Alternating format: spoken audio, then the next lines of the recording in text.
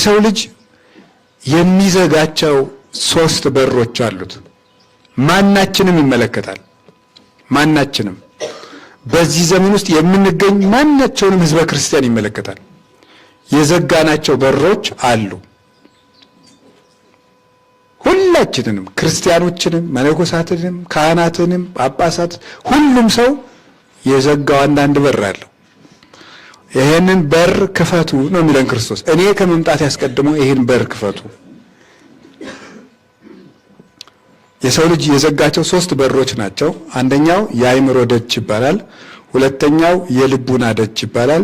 ሶስተኛው የፈቃድ ደጅ ይባላል። የሰው ልጅ መክፈት ያለበት የክብር ንጉሥ እግዚአብሔር ወደኛ እንዲገባ ምንድነው ማድረግ ያለብን ሲባል እንደዚህም በሮቻችንን እንክፈት ነው። የመጀመሪያው የአእምሮ ደጅ ነው።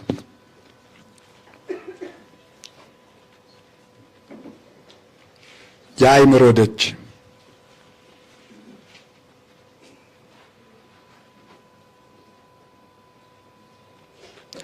የአእምሮ ደጅ የሚባለው በኋላ እንመጣበታለን።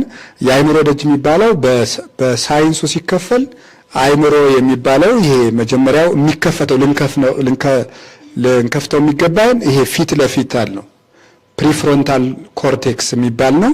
ይሄ ፊት ለፊት ያለው ይሄ የምናስብበት የምናሰላሰልበት ክፍል ነው። ስለዚህ አእምሮን መክፈት ማለት አእምሮ በምን ይዘጋል ነው። መጀመሪያ አእምሮን የሚዘጋው ምንድነው? አእምሮን የሚዘጋ አእምሮ የምንለው አሁን የምናስብበት፣ የምናቅድበት፣ የምናሰላስልበት ይሄ ሁሉ የምናደርግበት ነው አእምሮ የሚባለው። እሱ ይዘጋል። እሱ ሲዘጋ ክርስቶስን አላስገባው እንላለን። እሱ ምንድነው የሚዘጋው ነው። እሱን የሚዘጋው ትልቁ ድንቁርና የሚባል ነው። ይሄን የሚዘጋው አእምሮን የሚዘጋው ድንቁርና ነው። ድንቁርና፣ አለማወቅ፣ አለመማር፣ ላለመማር በርን መዝጋት ነው። ሶስቶቹ ማለት ነው። መጀመሪያ አናውቅም፣ ከዛ ደግሞ አንማርም፣ ሶስተኛ ደግሞ መማር አንፈልግም።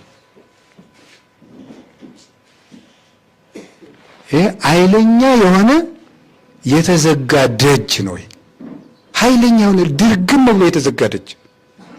አሁን እግዚአብሔር በየት በኩል ይገባል? ማሰላሰያችን ማሰቢያችን ተዘግቷል። ትናንትና እናስብ፣ ዛሬ ምን እየተደረገ እንደሆነ አይገባል። ለነገ እንዘጋጅና እናቅድ። አእምሯችን በሙሉ ተዘግቷል። በቃ ወይ ደግሞ አውቀን ቁጭ አላልንም፣ ወይ ደግሞ እየተማርን አይደለም። አንዳንድ ጊዜማ ደግሞ መማርም አንፈልግም። ይሄ የተዘጋ ደጅ አእምሮ ይባላል። አእምሮን መዝጋት። ይሄን የሚዘጋው ድንቁርና፣ አለማወቅ